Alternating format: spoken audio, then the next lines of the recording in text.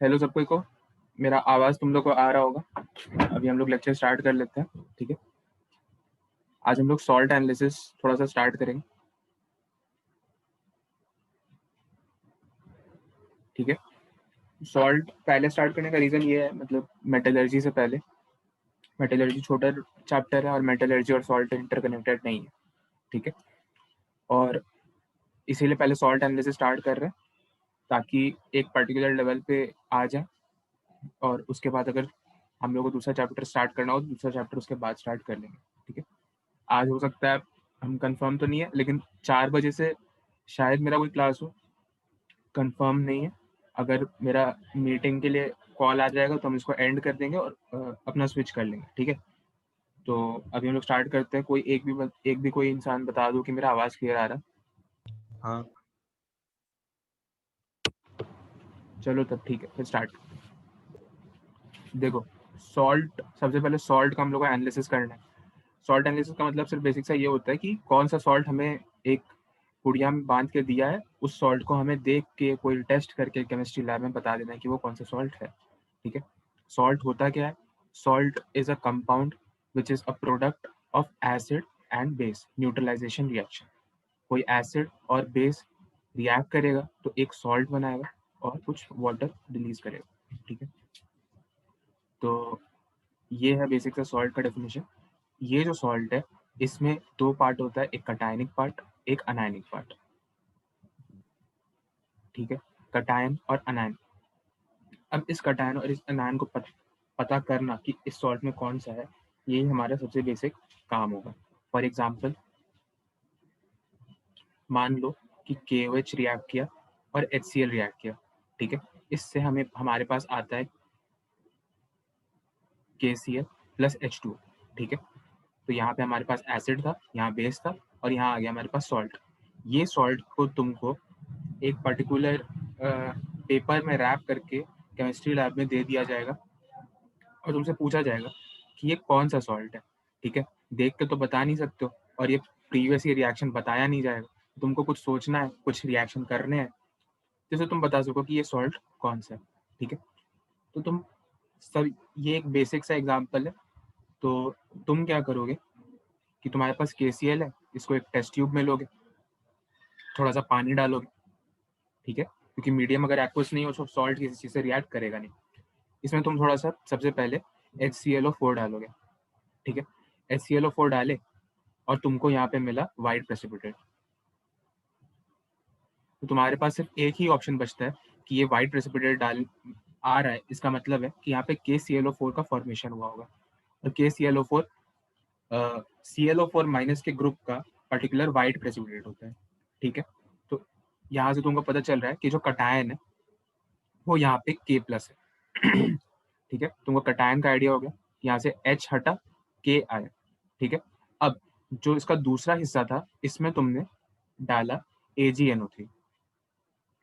ठीक है, AgNO3 तुमने डाला और यहाँ से तुम्हें मिला, यहाँ से फिर से तुम्हें एक वाइट प्रेसिपिटेट मिल रहा है। ठीक है,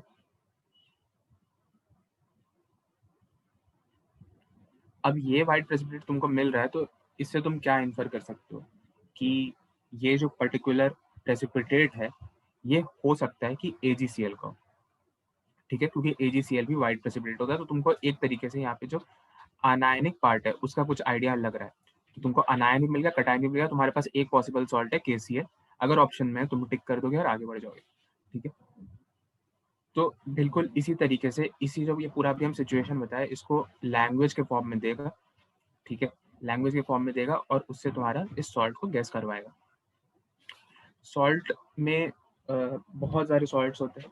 ठीक है, और हर टाइप के सॉल्ट को हम लोग को जानना पढ़ना ज़रूरी नहीं है। कुछ पर्टिकुलर सॉल्ट जो हम लोग के सिलेबस में हम लोग को सिर्फ उसको पढ़ना है, और वो भी एक बहुत ज़्यादा रेंज की है। तो हर सॉल्ट का एक एक रिएक्शन को याद करना हमारे लिए इम्पॉसिबल सा चीज़ है। ठीक है, और अगर ये चीज़ इम्पॉसिबल है तो हम लोग को इसमें कुछ जनरलाइजेशन देखने पड़ेंगे। ठीक है, तो अब तुम लोग को लग रहा होगा या फिर किसी को भी लगेगा कि ये जो पर्टिकुलर सॉल्ट्स है, इसके लिए कौन कौन से टेस्ट होते हैं। ठीक है, test for cation, test for anion. ठीक है, तो टेस्ट का अगर हम लोग बात करें तो हम लोग के पास एक होता है, अभी हम सारा जनरल का बात कर रहे हैं, मतलब ये जो हर केस में तुम्हारा साथ देगा, ठीक है। टेस्ट फॉर कटायन एक ये, इस टेस्ट को हम लोग ये जो टेस्ट है इसका जानकारी तुम लोग को मिलता है वो ग्रुप रिएजेंट टेबल से, ठीक है। दूसरा टेस्ट फॉर अनायन, ठीक है। टेस्ट फॉर अनायन कुछ बेसिक से टेस्ट है कि वो जो पर्टिकुलर अनायन है वो किस ग्रुप में लाई कर रहा है, डाइल्यूट एसिडिक ग्रुप में, कंसंट्रेट एसिडिक ग्रुप में, रिडॉक्स रिएक्शन के ग्रुप में, एक्सेट्रा एंड सो ऑन, ठीक है, ये सब चीज। थर्ड, सम एडिशनल इंफॉर्मेशन, कुछ एडिशनल इंफॉर्मेशन की मदद से तुम लोग उस सॉल्ट को बता सकते हो कि वो कौन सा सॉल्ट है। फॉर एग्जाम्पल, अगर किसी सॉल्ट के आगे या फिर किसी कंपाउंड या प्रेसिपिटेट के आगे लिख दे कि it is a gelatinous white precipitate, तो तुम लोग के दिमाग में सिर्फ एक चीज आना चाहिए, AlOH होल थ्राइस, ठीक है। इस तरीके के कुछ additional information. And fourth, some specific tests,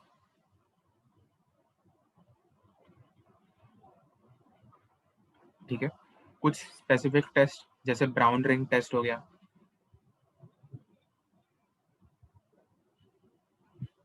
brown ring test हो गया, फिर लेयर टेस्ट हो गया,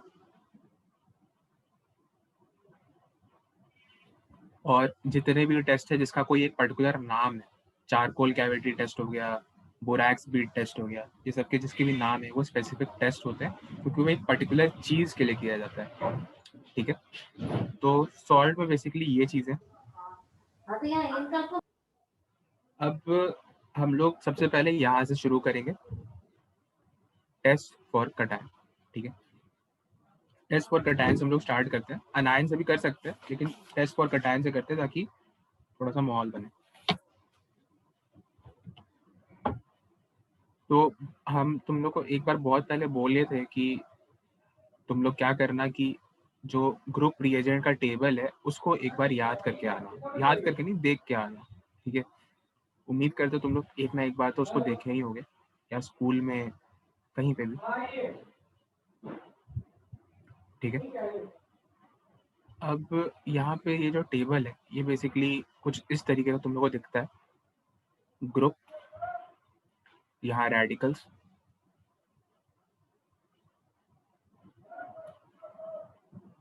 यहाँ ग्रुप रिएजेंट,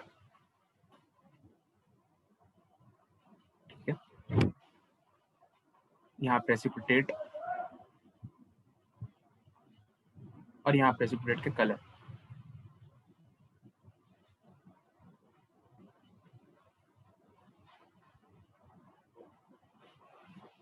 ठीक है। ये जो एक स्टैंडर्ड टेबल है कुछ इस तरीके का तुम लोग को दिखेगा।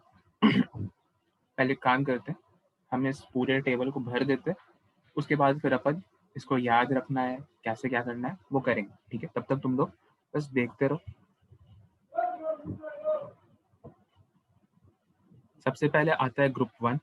ग्रुप वन में जो रेडिकल्स होते हैं, 3 रेडिकल होते हैं, Pb2+, Hg2+, एंड Ag+, ठीक है। इसका जो ग्रुप रिएजेंट होता है ये होता है डाइल्यूट HCl, ठीक है। यहाँ पे जो प्रेसिपिटेट बनता है ये होता है PbCl2, Hg2Cl2 और AgCl, ठीक है। ये तीनों के जो कलर होते हैं ये होते हैं व्हाइट, ठीक है। सारे के सारे व्हाइट प्रेसिपिटेट बनाते हैं। अब आता है हमारे पास ग्रुप टू। ग्रुप टू में जो रेडिकल्स होते हैं इसको हम लोग फर्दर 2 क्लासिफिकेशन में डिवाइड कर देते हैं, 2A एंड 2B, ठीक है। 2A में जो हमारे पास ग्रुप आते हैं, सॉरी रेडिकल्स आते हैं, ये है Pb2+, again Cu2+, Hg2+, Bi3+, Cd2+, ठीक है। और 2B में जो आता है हमारे पास ये है AS3+, AS5+, SB3+, SB5+, SN2+ और SN4+। ठीक है, ये सारे के सारे हैं सेकंड ग्रुप के। यहाँ पे जो रिएजेंट होता है ये होता है H2S in acidic medium.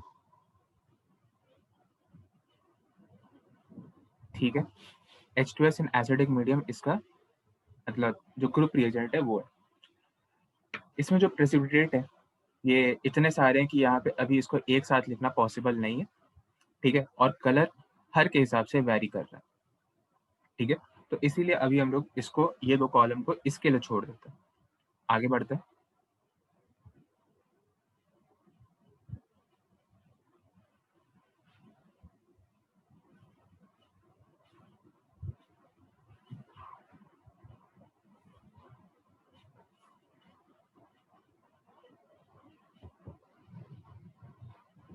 Group 3। ठीक है, ग्रुप 3 में Fe3+, Al3+ और Cr3+ आता है। ठीक है, यहाँ पे जो रिएजेंट है ये NH4Cl प्लस NH4OH होता है। ठीक है, ये इसका ग्रुप रिएजेंट है। अब यहाँ पे जो इसके प्रेसिपिटेट बनते हैं ये बहुत सिंपल सा प्रेसिपिटेट है, तो यहाँ लिख भी देते हैं FeOH होल थ्राइस, फिर AlOH होल थ्राइस और CrOH होल थ्राइस।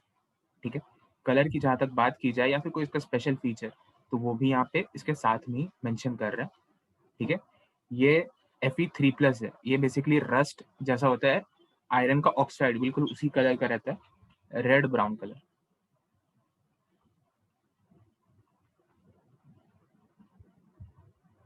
ठीक है, इसके बारे में तुम लोग को अभी ऊपर ही बताएं, जेलेटिनस वाइट प्रेसिपिटेट। और Cr3+ हमेशा ग्रीन कलर का होता है, ग्रीन प्रेसिपिटेट। ठीक है, तो ये आया हमारा ग्रुप 3। ग्रुप 3 के बाद फिर हमारे पास आएगा ग्रुप 4। और ग्रुप 4 थोड़ा सा हमारे लिए इम्पोर्टेंट भी हो जाता है। ठीक है, क्योंकि इसमें सारे के सारे जो एलिमेंट्स है ये डी ब्लॉक के आ जाते हैं।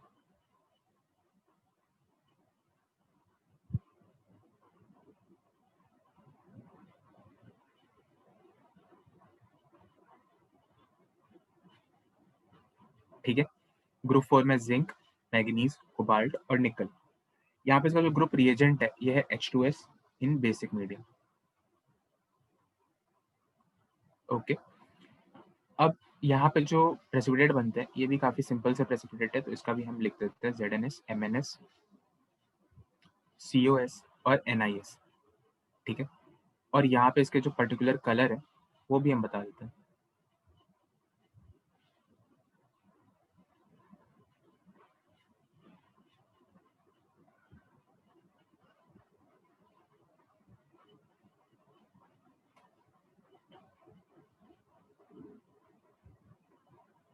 ठीक है, ये हो गया हमारा पूरा ग्रुप 4 का हिस्ट्री खत्म। अब हम लोग आगे बढ़ रहे हैं ग्रुप 5 की तरफ। ठीक है, ग्रुप 5 में आता है एल्कली मेटल्स है, alkaline earth basically, Ba2+, Sr2+ और Ca2+। ठीक है, यहाँ पे जो रिएजेंट है ये NH4Cl, NH4OH और NH4 whole twice CO3।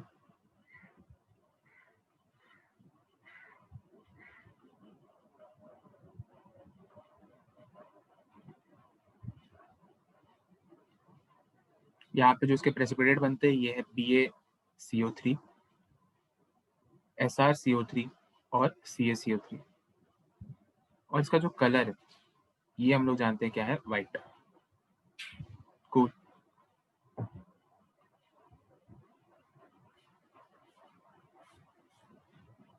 Group 5 हो गया। इसी तरह से हमारे पास आगे आता है ग्रुप 6। ग्रुप 6 में हमारे पास है K+, Na+ और Mg2+। ठीक है, इसका कोई भी स्पेसिफिक ग्रुप रिएजेंट नहीं होता है, नो स्पेसिफिक। ठीक है, अब इसका कोई ग्रुप कोई स्पेसिफिक ग्रुप रिएजेंट नहीं है तो यहाँ पे कोई स्पेसिफिक प्रेसिपिटेट नहीं बनेगा, कोई स्पेसिफिक प्रेसिपिटेट नहीं बनेगा तो कोई स्पेसिफिक कलर नहीं आएगा। और आखिरी, जिसको कुछ लोग ग्रुप 7 बोलते हैं, कुछ लोग ग्रुप 0 बोलते हैं,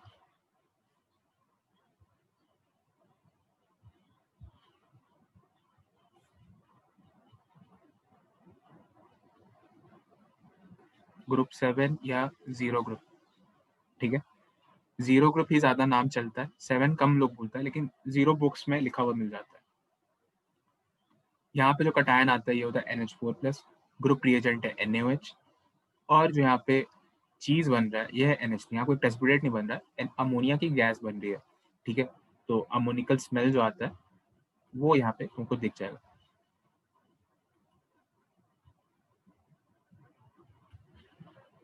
ठीक है, इतना तुम लोग को हम बोले थे कम से कम देख लेने के लिए। ठीक है, लेकिन हमको उम्मीद था कि तुम लोग नहीं देखे होगे, तो इसलिए एक बार दिखा दे रहे हैं। फिर से 2 मिनट गौर से देखो, एक बार कम से कम सब रीड करने की कोशिश करो। नीचे जैसे स्क्रॉल डाउन करना होगा तो बोलना, नीचे स्क्रॉल डाउन करना हम कर देंगे।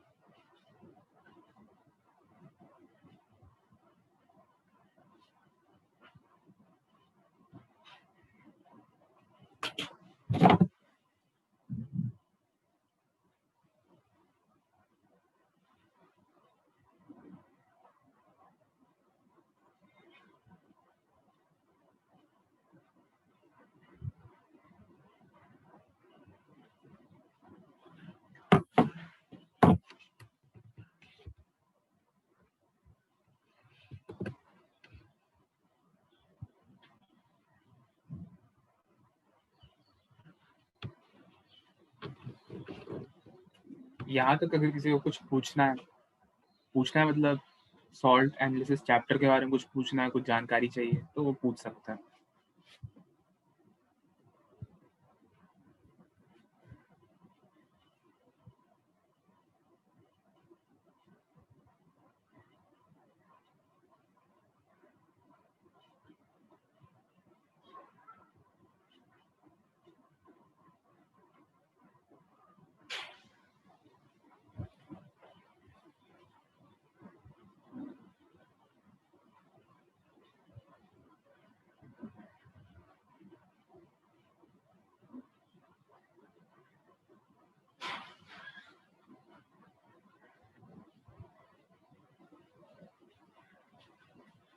चलो, तो फिर किसी को अगर कुछ नहीं पूछना और वो लोग सबको तुम लोग ये देख चुके हो, तो हम लोग यहाँ से आगे बढ़ते हैं।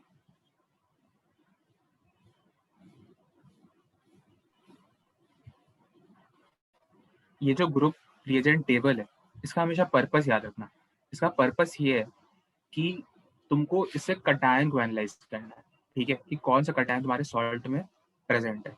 वो तुम कैसे एनालाइज करोगे, तुमसे रिएक्शन में लैंग्वेज में ऐसा कहेगा कि तुम्हारे पास एक सॉल्ट है A, जिसमें तुमने पहले स्टेप में NH4OH डाला, दूसरे स्टेप पे तुमने NH4Cl डाला।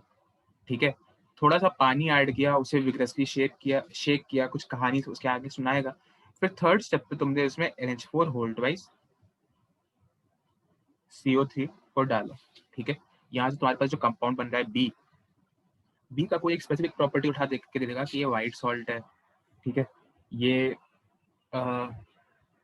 कुछ इसके अलावा कुछ और कुछ इस सॉल्ट के बारे में कुछ स्पेसिफिक इंफॉर्मेशन दे देगा, और तुमसे पूछेगा कि ये जो ए था, ए सॉल्ट में कौन सा कटायन अवेलेबल है, या फिर ए सॉल्ट क्या।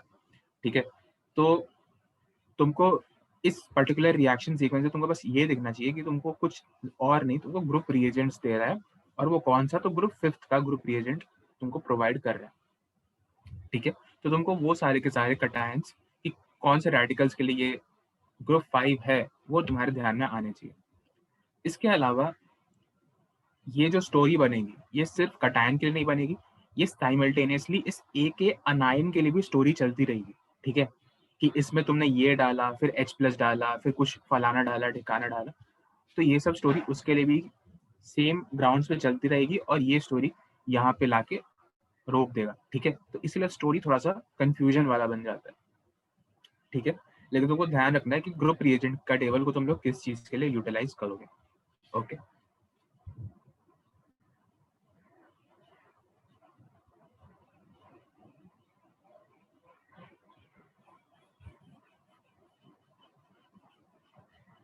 चल, तो अब मुद्दा ये है कि इसको याद कैसे रखना है, ठीक है। क्योंकि इसको याद ही रखने वाला काम बहुत ज़्यादा मुश्किल हो सकता है तुम लोग को लग रहा हो अभी के लिए। तो इसके लिए एक पर्टिकुलर न्यूमोनिक है। अगर तुम लोग न्यूमोनिक से नहीं याद रखना चाहते हो तो फिर तुम लोग नॉर्मली इसको देख के 3-4 बार देखो, याद करो, वो वाले तरीके से भी याद कर सकते हो, ठीक है। और नहीं तो इसके लिए एक न्यूमोनिक है। तो हम एक काम कर सकते हैं कि ये जो न्यूमोनिक है तुमको वो हम अगले क्लास में बता दें, ताकि तुम लोग को कम से कम एक कुछ टाइम का समय मिले, बाकी तुम लोग उसको याद करने की कोशिश करो अपने तरीकों से। तो ऐसा करना सही है? हाँ भाई, ठीक है। तो तुम लोग एक काम करो, अभी के लिए इसको यही रहने देते हैं, ठीक है। इसको तुम लोग अपने तरीके से जैसे भी तुम लोग चाहो उसको याद करने की कोशिश करो, ठीक है। इसका स्क्रीन रिकॉर्डिंग तुमको मिल ही जाएगा, तो इसमें से सबको लिख लेना और उसको याद करना, ठीक है। इस चीज को फिल अभी छोड़ देना, मतलब बाकी चीज याद कर लेना, वही हो जाएगा। चल, तो अब तुम लोग हम लोग दूसरे टूल की तरफ बढ़ते हैं, ठीक है। भैया वो जेलाटिनस व्हाइट क्या बताए थे आप? ALOH whole thrice. लेकिन और भी हो सकता है ना जेलाटिनस व्हाइट, जैसे ZNOH whole 2? ZNOH whole thrice gelatinous white होता है? वाइट तो होता है, जेलेटिनस होता है। एक्वस अमोनिया में होता है जिंक। ओके, बेसिकली देखो, जेलेटिनस वाइट प्रेसिपिटेट का जब हम लोग यूज करते हैं, जहाँ तक हम देखें, वो हम लोग ALOH होल थ्राइस के लिए करते हैं। वैसे तो हो तो बहुत सारा सकता है, लेकिन इसके लिए यूज ज्यादा किया जाता है। एग्जाम्पल के तौर पे तुम जेई मेंस 2018 के पेपर में एक पर्टिकुलर क्वेश्चन ही आया हुआ था, जो एक बहुत अजीब सा रिएक्शन नहीं था, सॉल्ट का ही क्वेश्चन था बेसिकली। उस क्वेश्चन में कोई भी चीज जो हम लोग पढ़ के गए थे उससे मैच नहीं कर रहा था, लेकिन उसमें सिर्फ एक ही इंफॉर्मेशन दिया हुआ था कि वो जो प्रेसिपिटेट है वो जेलेटिनस वाइट है और वो क्या होगा। तो उसका आंसर वहीं से निकल रहा था, अ, क्या बोलते हैं, ALOH होल थ्राइस।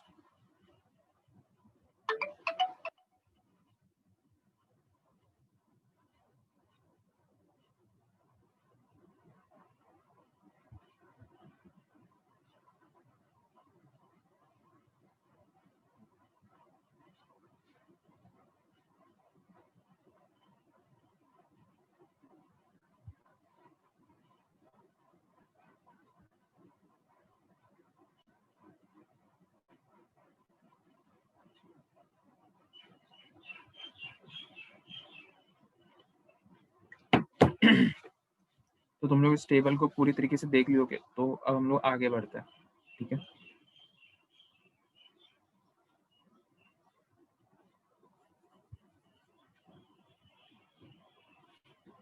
अब हम लोग कुछ टेस्ट फॉर अनायंस पढ़ लेते हैं, ठीक है। अनायन के लिए जो टेस्ट होते हैं वो बहुत ही सिंपल टेस्ट होते हैं, बस उसको एक कैटेगराइज करके याद रखना जरूरी होता है हमारे लिए, ठीक है।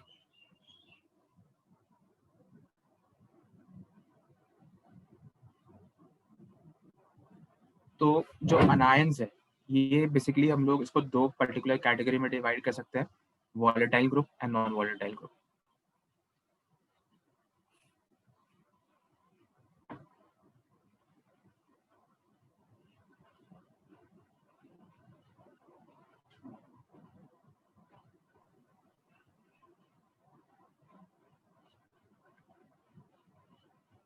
ठीक है। वॉलेटाइल का मतलब क्या होता है कि जो चीज, वॉलेटाइल का मतलब बेसिकली भाप ही होता है, जो चीज जल्दी भाप बन जाए उसको मोर वॉलेटाइल कहते हैं, जो चीज भाप नहीं बने उसको लेस वॉलेटाइल होता है, मतलब गैसियस स्टेट में जल्दी आ जाए, ठीक है। अनायंस के केस में वॉलेटाइल का मतलब ये होता है कि वो चीज जिसपे वो अनायन जिसमें हम लोग कुछ रिएजेंट्स डालें और वो एक पर्टिकुलर गैस इवॉल्व करते हैं, उसको हम लोग कहते हैं वॉलेटाइल, ठीक है। और नॉन वॉलेटाइल अनायंस हम लोग उनको कहते हैं कि जिसमें हम लोग कुछ चीज डालें और वो अनायंस वो पर्टिकुलर कोई भी गैस या फिर कोई भी वॉलेटाइल सब्सटेंस ना दे, तो उसको हम लोग कहेंगे नॉन वॉलेटाइल ग्रुप। ठीक है, तो ये जो वॉलेटाइल ग्रुप है ये पर्टिकुलरली और दो चीजों पर डिवाइडेड है।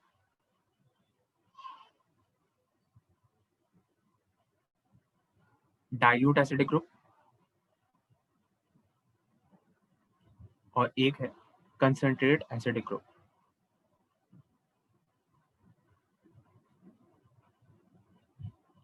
नाम से ही पता चल रहा है कि वो सारे ग्रुप, वो सारे अनायन जो डाइल्यूट एसिड के डालने पे कोई वॉलेटाइल गैस दे, उन्हें हम कहेंगे वो सारे के सारे डाइल्यूट एसिड ग्रुप अनायंस के अंदर आएंगे।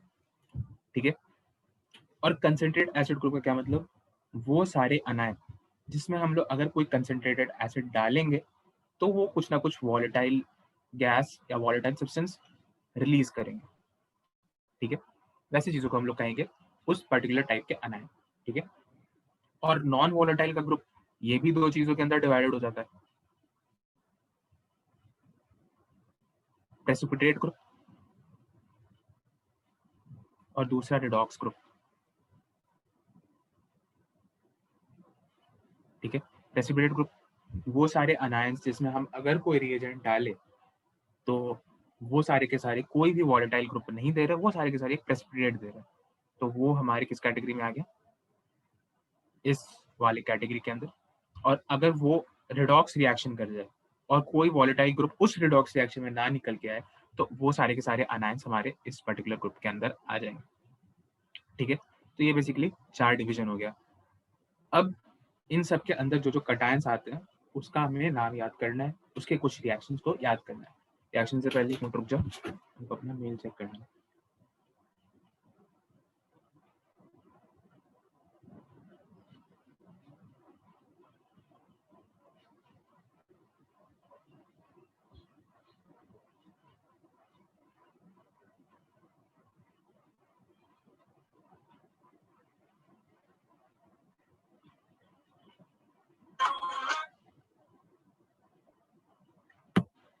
कॉलेज तक का प्रोफेसर अभी बहुत हरामी होता है, कभी भी क्लास ले लेता है।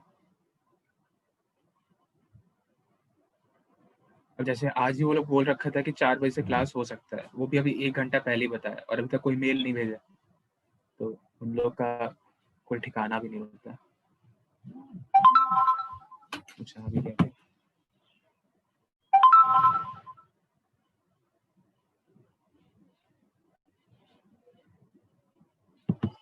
चलो तो फिर हम लोग स्टार्ट करते हैं डाइल्यूट एसिडिक ग्रुप के अंदर से। ठीक है, जो हमारा डाइल्यूट एसिडिक ग्रुप है इसमें CO3 2 minus, HCO3 minus, carbonate, bicarbonate, sulphide, bisulphide, थायो, सल्फाइड, एसीटेट, ये सारे के सारे आ रहे हैं। ठीक है, इसमें अगर हम लोग कोई भी डाइल्यूट एसिड डालें, ठीक है, कोई भी डाइल्यूट एसिड, जैसे डाइल्यूट HCl हो गया, डाइल्यूट H2SO4 हो गया, कोई भी डाइल्यूट एसिड डालें तो यहाँ पे हमें एक एक पर्टिकुलर गैसेस मिल जाएंगे। यहाँ पे जो गैस मिलेगा ये होगा CO2, इससे भी हमें मिलेगा CO2, दूसरे वाले से मिलेगा SO2, चौथे वाले से भी मिलेगा SO2। इसके बाद जो है थायो, इससे हमें थोड़ा सा अलग मिलता है SO2 प्लस S, ये S भी साथ साथ मिल जाता है। सल्फाइड से हमें मिलता है H2S और CH3CO माइनस मिलता है CH3COOH। ठीक है, एक और छूट गया,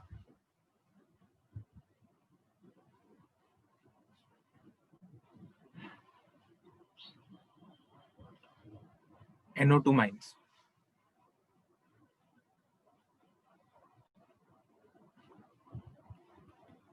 इससे हम लोगों को जो गैस मिलता है ये होता है NO2 गैस।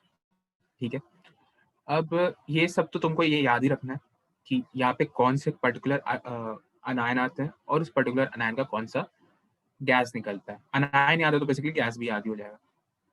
थोड़ा सा और काम मुश्किल करते हैं। ठीक है, इस जो गैस है इसका कुछ कुछ हम लोग पर्टिकुलर फीचर्स को भी याद करते हैं, ठीक है। तो यहाँ पे ये जो CO2 गैस रिलीज कर रहा है, CO2 को कोई, अगर तुम लोग कोई स्पेशल फीचर याद हो, इंस्पायर्ड कि वो लीनियर होता है, उसका हाइब्रिडाइजेशन sp होता है, तुम लोग शेयर कर सकते हो किसी का भी, SO2, ये वाला, ये वाला, ये वाला, ये वाला, कोई भी, colour, smell, odour, taste. Fire extinguish करता है CO2। ओके, बहुत हद तक सही है। और कुछ? लाइम वाटर टेस्ट CO2 के लिए। लाइम वाटर टेस्ट, हाँ। हाँ, और उसमें एफरवेसेंस, और SO2 में डिफरेंशिएट करना हो तो ज्यादा देर तक अगर CO2 रहेगा तो वो वापस कलर, मतलब ये मिल्कीनेस डिसअपीयर हो जाएगा, लेकिन हाँ SO2 के केस में नहीं होगा। बिल्कुल फिर सही, NO2 का रेडिश ब्राउन गैस। बिल्कुल सही। फिर H2S का तो स्मेल होता है, कौन सा? रॉटन एग स्मेल। बिल्कुल सही। PH3 का भी स्मेल करता है तो, रॉटन फिश वाला। बिल्कुल सही। H2S का कोई कलर ध्यान में हो तो? इसका एक और टेस्ट हमको याद है, CH3CO है, मतलब हाँ, लेड एसीटेट को ब्लैक कर देता है, सिल्वरी ब्लैक।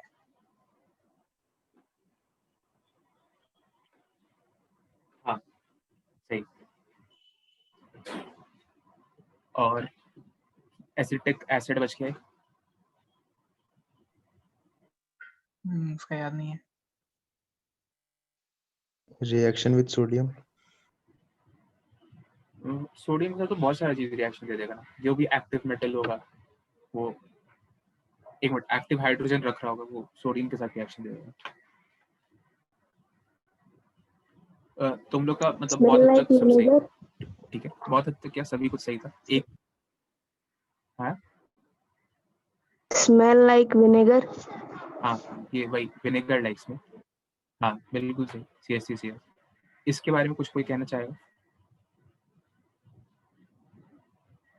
येलो प्रेसिपिटेट भी आएगा। बहुत सही, खूबसूरत। तुम लोग सॉल्ट पढ़ चुके हो क्या? नहीं भैया। चलो ठीक है फिर, बहुत अच्छा। CO2 के बारे में तुम लोग मैक्सिमम चीज बता दी है, लाइम वाटर टेस्ट वगैरह, तो इसको बस हम एक बार लिख देते हैं, सम अप कर देते हैं, ठीक है। यहाँ पे ये इसका कलर होता है कलरलेस, ऑर्डर होता है ऑर्डरलेस, टेस्ट होता है टेस्टलेस। टेस्टलेस शायद ऑर्डरलेस है, टेस्ट का हमको एग्जैक्ट नहीं पता है, ठीक है। और ये ब्रिस्क एफरवेसेंस देता है,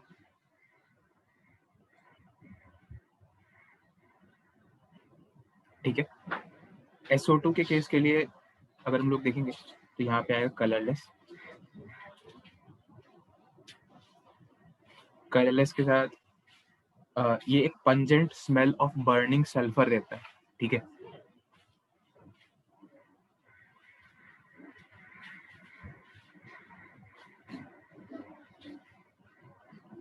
ठीक है, pungent smell of burning sulphur जो आता है वो इसी चीज से आता है।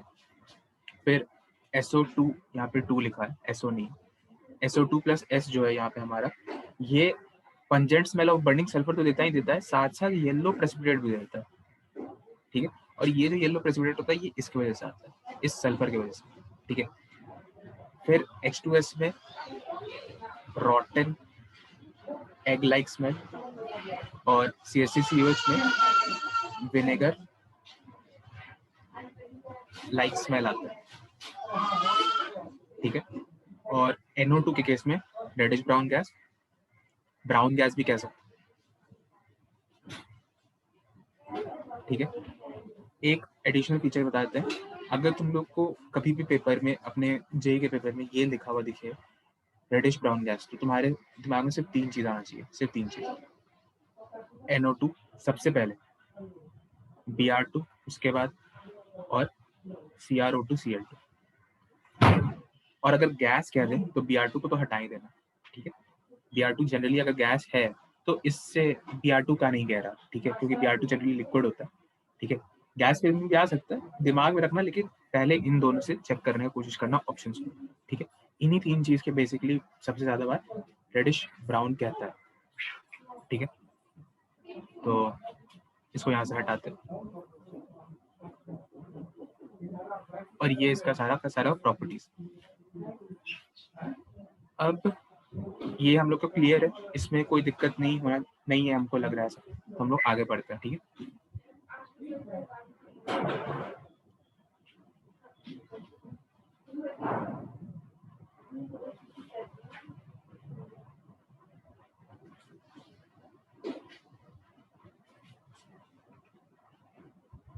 कंसंट्रेट एसिड को,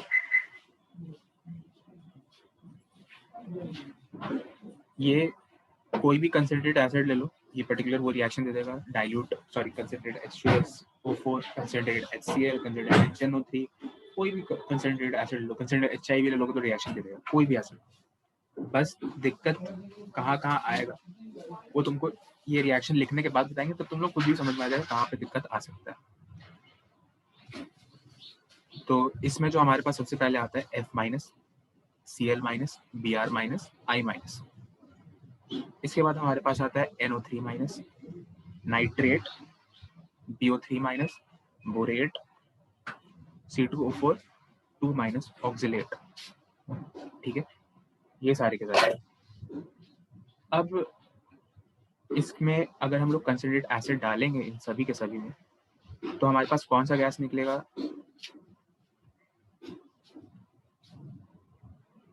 अगर ट्राई करना चाहो तो एक बार ट्राई कर लो। F- में क्या निकलेगा? F- छोड़ते हैं पहले, ठीक है, नीचे से शुरू करते हैं। NO3- में क्या मिलेगा?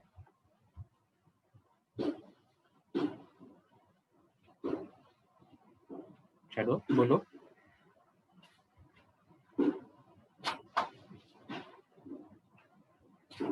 सिंपल सा है, NO2 मिलेगा।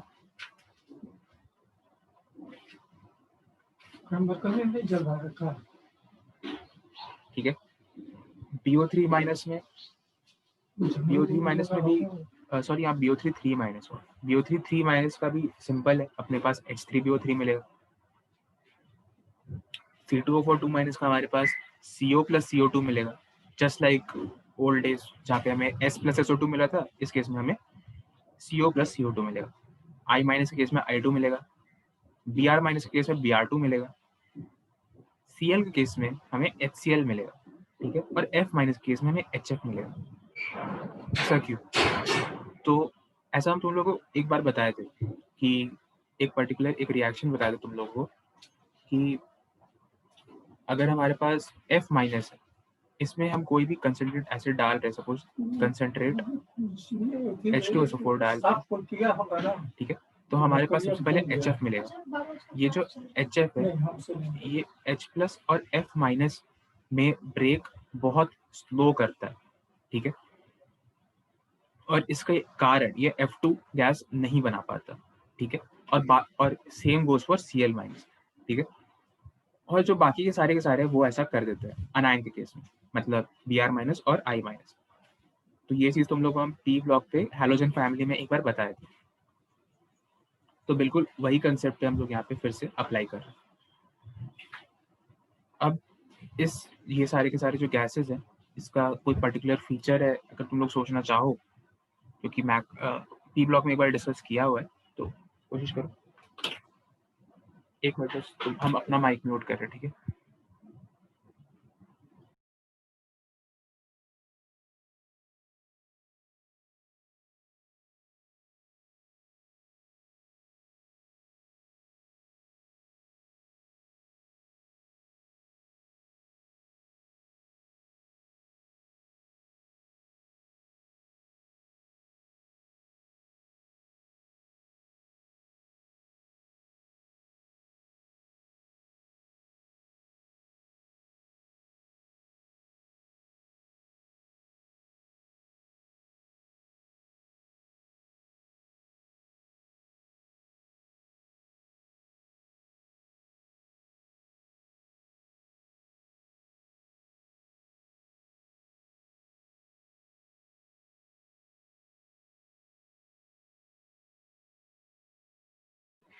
चलो, तो किसी को अगर कुछ कहना है तो कह सकता है।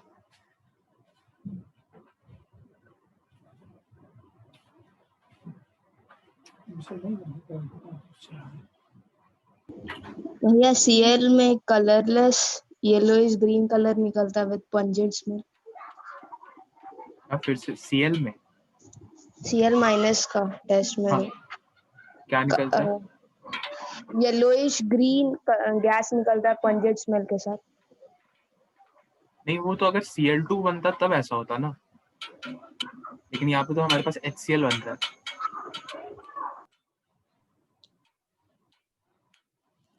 थोड़ा सा चलो Br माइनस पे आते हैं।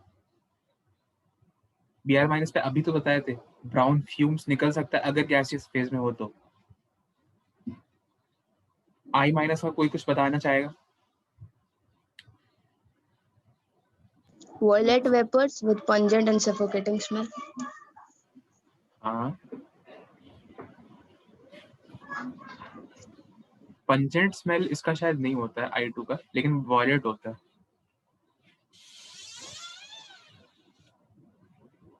NO2 पहले ही डिस्कस किए, ब्राउन, रेडिश ब्राउन। HF और HCl का कोई कुछ कहना चाहेगा? HCl का तो वही फ्यूम्स इन एयर, कौन सा कलर का फ्यूम्स? वाइट। और HF का?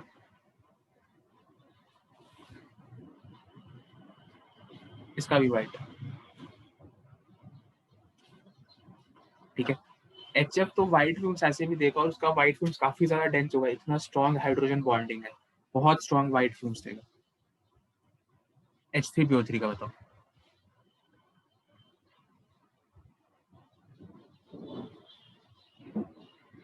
ट्रेंड देखो, एसिड्स कौन सा फ्यूम दे रहा है इसी पर्टिकुलर ग्रुप।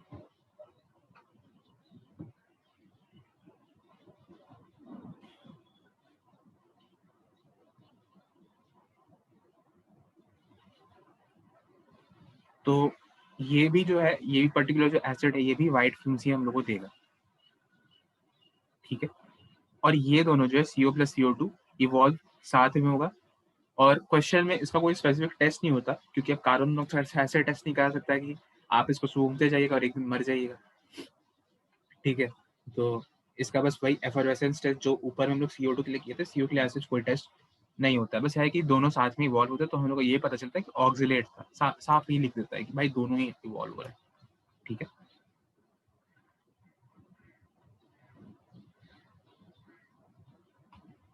तो ये हो गया हमारे पास कंसिडर्ड एसिड का भी ग्रुप्स का पूरा सीक्वेंस सीरीज खत्म।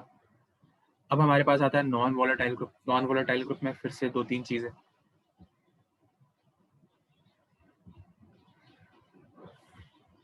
अच्छा, नॉन वोलेटाइल पे जाने से पहले एक चीज थोड़ा सोचो, डाइल्यूट एसिड और कंसंट्रेट एसिड में अंतर क्यों है? मतलब अगर एक एसिड कंसेंट डाइल्यूट के केस में कुछ गैसेस को इवॉल्व कर पा रहा है, तो क्या हम लोग इसमें कंसंट्रेट डालेंगे तो इवॉल्व नहीं होगा?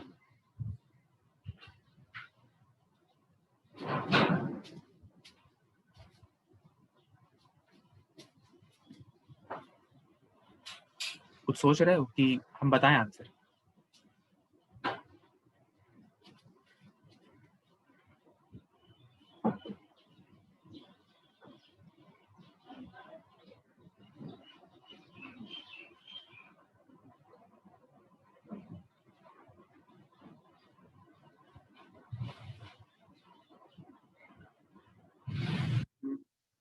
स्नेहा कुछ कहना है? भैया नो रिएक्शन देता है, कंसंट्रेट के साथ? मतलब जो डाइल्यूट के साथ देते हैं वो कॉन्ग के साथ नहीं देते। ऐसा क्यों? ये तो नहीं पता। ठीक है, और किसी को इसके बाद से सहमति है, नहीं सहमति है? चलो हम तुमको एक छोटा सा एग्जांपल देते हैं। मान लो कि तुम्हारा शक्ति 5 न्यूटन के थप्पड़ को सहने का है। ठीक है, 5 न्यूटन के बाद तुम्हारा रोना निकल जाए, तो 10 न्यूटन का थप्पड़ मारेंगे तभी तो रोगे ना। तो जो डाइल्यूट एसिड है, वो पर्टिकुलर जो गैसेस हैं, वो कब निकाल पा रहा है? जब डाइल्यूट के केस में भी निकाल रहा है, तो कंसंट्रेटेड के केस में भी निकाल ही देगा। ठीक है, तो ये जो सारे के सारे अनायंस हैं यहाँ पे, ठीक है, ये कंसंट्रेट के केस में भी सेम रिएक्शन दे देंगे। लेकिन अब सपोज कोई बंदा है या बंदी है, उसका बंदा ही लेते हैं, उसको 5 न्यूटन थप्पड़ मारेंगे, 5 न्यूटन का थप्पड़, तो वो सह लेगा, ठीक है। अब अगर हम लोग 2.5 न्यूटन का थप्पड़ मारे तो थोड़ी ना रोएगा, ठीक है। तो बस वही केस है यहाँ पे। ये जो डाइल्यूट कंसंट्रेटेड एसिड है, ये सारे के सारे रिएक्शन नहीं देंगे अगर इसमें हम लोग कंसंट्रेटेड एसिड डालेंगे तो, ठीक है। ये था इसका अंतर। अब यहाँ पे इस कंसंट्रेटेड एसिड में तुम लोग को ये बताया था, कोई भी एसिड डालो तुम्हारा कंसंट्रेट वहाँ काम चल जाएगा। मान लो तुम F माइनस केस में HF ही डाल दिए, थोड़ा कंसंट्रेट है, मतलब अच्छा खासा कंसंट्रेट है, ठीक है। तो तुमको तो पता ही नहीं चलेगा भाई ये रिएक्शन हुआ भी कि नहीं हुआ, समझे। HF डाले, HF ही बन रहा है, पता थोड़ी चलेगा रिएक्शन हो रहा है कि नहीं हो रहा है। तो इसीलिए हम लोग यहाँ पे HF नहीं डालेंगे, Cl माइनस HCl डाल देते हैं। HCl कैसे, मतलब HCl मेजॉरिटी केस में नहीं डालेंगे अगर हम लोग कंसंट्रेटेड एसिड का बात कर रहे हैं तो, ठीक है। ये डाल दिया तो हमारा खेल ही खत्म हो जाएगा, हमें पता ही नहीं चलेगा कि कुछ हो भी रहा है कि नहीं। मतलब तुम असलियत में क्या होता है, तुम जब लैब में जाते हो, तुमको एक सॉल्ट देता है, तुम एक सॉल्ट को अलग अलग अलग अलग टेस्ट ट्यूब में थोड़ा थोड़ा थोड़ा थोड़ा पानी के साथ मिला देते हो, उसमें अलग अलग अलग अलग रिएजेंट डालते हो। तो डेफिनेटली एक बार तुम HCl भी डालोगे, कंसिडर HCl भी डालोगे, ठीक है। वाइट भी उसका वाइट भी में रहेगा, तुमको पता चलेगा भाई अपने काम का नहीं है। अब F माइनस भी हो सकता है, Cl माइनस भी हो सकता है, लेकिन अगर ब्राउन वेपर्स निकल गया, वॉलेट निकल गया, रेड ब्राउन निकल गया, या कुछ और निकल गया, तो तुमको समझ में आ रहा है कि कुछ और भी चीजें पॉसिबल हैं, ठीक है। बिल्कुल उसी केस में HI डाल दिए तो I2 बन रहा है, ये कुछ हद तक फीजेबल है। लेकिन थोड़ा सा यहाँ पे भी दिक्कत आ जाता है। HI को अगर तुम डाल रहे हो और कहीं और से कोई एक रिड्यूसिंग एजेंट या सॉरी ऑक्सीडाइजिंग एजेंट टाइप का मटेरियल आ गया, तो वो उस जो HI का I माइनस है उसी को I2 में कन्वर्ट कर देगा, जिसकी वजह से जो वॉलेट कलर है वो HI का आ जाएगा, ना कि सॉल्ट का, ठीक है। तो इसीलिए हम लोग HI को भी कम प्रेफर करते हैं। तो इसीलिए हम लोग जनरली यहाँ पे एक तो बहुत सारे टेस्ट करते हैं, ठीक है, बहुत सारे टेस्ट करते हैं, बहुत सारे एजेंट्स को डालते हैं, ताकि हमें पता चले कि एक्चुअल में क्या है। और अगर थियोरेटिकल बातें किया जाए तो हम लोग कंसंट्रेटेड H2SO4 को सबसे ज्यादा प्रेफर करते हैं, ठीक है। समझ में आया क्यों हम लोग यहाँ पे डाइल्यूट HCl को सॉरी कंसंट्रेटेड HCl को नहीं ले रहे हैं, और ऊपर ही में हम लोग कंसंट्रेटेड HCl को डाइल्यूट HCl को ले रहे हैं, ठीक है। क्योंकि यहाँ पे जितने भी सारे के सारे जो अनायंस हैं, उन सारे के सारे अनायंस में कोई भी Cl माइनस नहीं है, ठीक है। इतना अगर हमें क्लियर है तो अब बस हम लोग प्रेसिपिटेट ग्रुप से आगे बढ़ते हैं। क्या बोलते हो, आगे बढ़े कि थोड़ा देर यहीं पे और बात करना है? जल्दी जल्दी बोलो यार। हाँ, ये जो सॉल्ट एनालिसिस पढ़ रहे, ये वाला जो हम लोग लैब में करते हैं उससे अलग है क्या? नहीं अलग तो नहीं है, सेम ही है। तो वहां पे तो दिखाया जाता है कि अगर मतलब उसमें ग्रुप 1 ग्रुप 2 जो एनायंस होता है, वो अगर ग्रुप 1 है तो वो डाइल्यूट के साथ करेगा तो इवॉल्व करेगा गैस, और ग्रुप 2 है तो कॉन्ग के साथ करेगा। एक मिनट, जो ग्रुप 1 और ग्रुप 2 है वो तो तुम्हारे कटायंस के टेबल में आता है। अभी हम लोग तो अनायंस का एनालिसिस कर रहे हैं। तुम जो बोल रहे हो वो हम समझ गए, तुम क्या कहना चाह रहे हो। वो बेसिकली जो H2S in acidic medium, H2S in basic medium, और एक और जगह वहाँ पे जो कंसंट्रेट और डाइल्यूट का खेल आता है, वो तुम सही कह रहे हो, या तुमको जो सिखाया होगा वो भी सही कह रहा है, वो वहाँ पे आता है। यहाँ पे वैसा चीज़ नहीं है। वो चीज़ को हम लोग डिस्कस कर लेंगे, और वहाँ पे क्यों नहीं इवॉल्व होता है उसका भी रीज़न हम लोग वहाँ समझ लेंगे, ठीक है। लेकिन यहाँ पे अभी हम लोग इस चीज़ को नहीं पढ़ रहे। ये जो हमारा ये टेबल है, इसके लिए तो हम तुमको एक दिन एक लेक्चर का समय दिए कि भाई तुम लोग देखो समझो। एनायन का ही बोल रहे थे। अनायन का ही नहीं, अनायन में तो तुमको अपना फैक्ट चेक करने का जरूरत है। अनायन में अगर जैसे ये डाइल्यूट का केस है, ठीक है, इसमें अगर हम लोग CO3 माइनस में कंसंट्रेट H2SO4 भी डालेंगे तो ये हमारे पास CO2 गैस को इवॉल्व कर देगा, CO2 SO2, और एक और गैस इवॉल्व होता है, गैस नहीं मतलब एक और चीज आता है, तो यहाँ पे जो हमारा CO2 है वो मिल जाएगा। ठीक है, अगर हम लोग यहाँ से S2O3 ले रहे हैं और इस पे हम लोग कंसंट्रेटेड HCl भी डाल रहे हैं, तो यहाँ से हम लोग को SO2+S मिल जाएगा। ठीक है, अगर हम लोग इसके नीचे वाले केस में, इस पर्टिकुलर केस में NO3- में डाइल्यूट HCl डाल रहे हैं तो हमें कोई रिएक्शन नहीं मिलेगा, और अगर हम लोग NO3- में ही कंसंट्रेटेड HCl डाल रहे तो हम लोग को एक रिएक्शन मिल जाएगा। ठीक है, और वो होगा NO2। ठीक है, एक बार फैक्ट चेक कर लो, अगर कोई दिक्कत है टेक्स्ट कर दो। ठीक है, हालांकि इतना हम जो बता रहे हो सही बता रहे हैं। ठीक है, फिर भी तुम फैक्ट चेक जरूर करना और हम लोग को भी बताना। ठीक है, और कोई दिक्कत?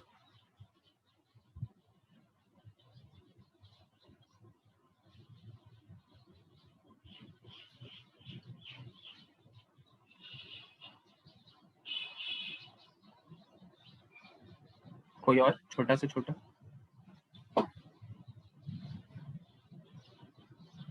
चलो नहीं है तो फिर हम लोग आगे बढ़ सकते हैं, प्रेसिपिटेट ग्रुप खेलते हैं। प्रेसिपिटेट ग्रुप में हमारे पास सिर्फ दो ही है, PO4 3- और SO4 2-। ये अगर कोई रिएजेंट्स वगैरह डालेंगे तो ये हमारे पास एक प्रेसिपिटेट दे देंगे। इसके बारे में आगे और थोड़ा डिटेल चर्चा करेंगे जब इसका समय आएगा। रेडॉक्स के लिए CrO4-, CrO4 2-, Cr2O7 2- और MnO4-। ये सारे के सारे रेडॉक्स रिएक्शंस दे देते हैं अगर अनायनिक फॉर्म में प्रेजेंट हो। ठीक है, बेसिकली यहाँ पे जो कटायन प्रेजेंट होता है ये भी लिख देते हैं। ठीक है,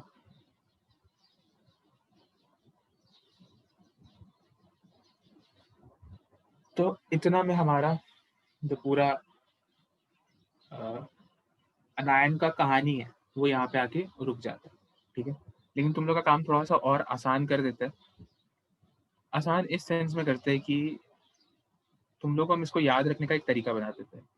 ठीक है, सबसे पहले हम लोग खेलेंगे डाइल्यूट एसिड के लिए। ठीक है, तो इसका तरीका तुम लोग को याद रखने के लिए तुम लोग को बस एक वर्ड याद रखना, स्कैंट। स्कैंट्स। ठीक है, तो इस स्कैंट्स का मतलब क्या होता है, और कंसंट्रेट एसिड केस के में तुम लोग याद रखना बोनेक्स। ठीक है, स्कैंट्स और बोनेक्स।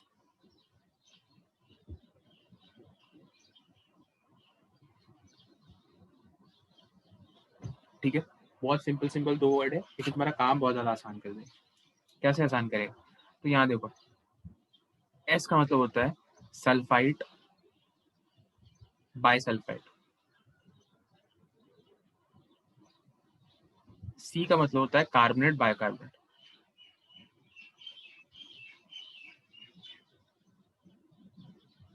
ए का मतलब होता है एसिटेट। एन का मतलब होता है नाइट्राइट, स्पेलिंग देख लेना। टी का मतलब होता है थायो, और एस का मतलब होता है एक मिनट,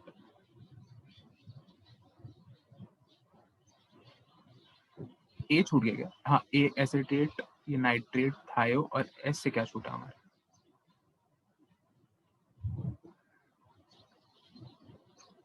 हाँ, एस से सल्फाइड।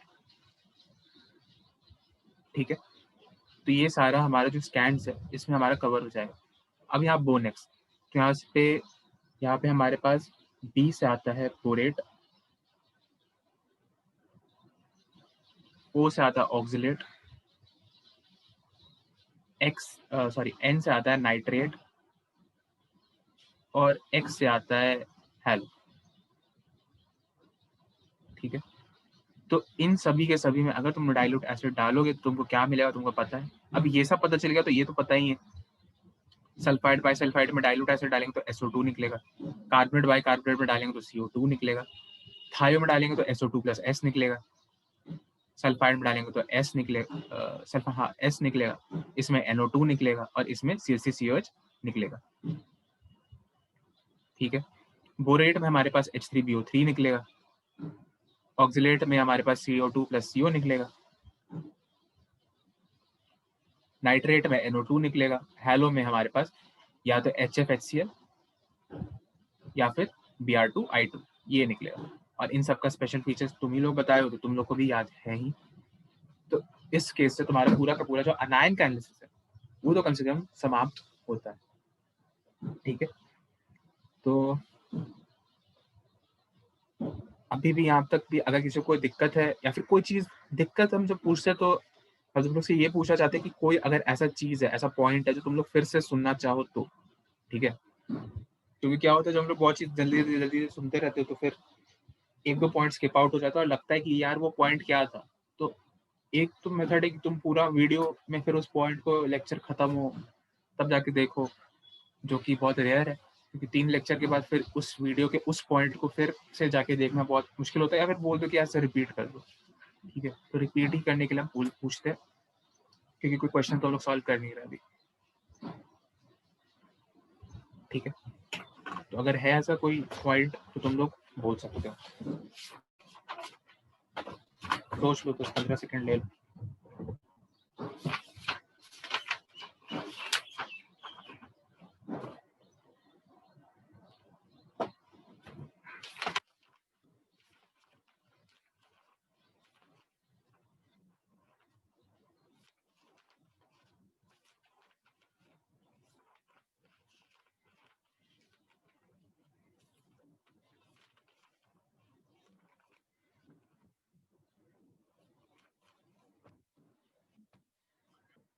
ठीक है, किसी को कोई अब कुछ पूछना है, कुछ सुनना है फिर से दोबारा? ओ भाई,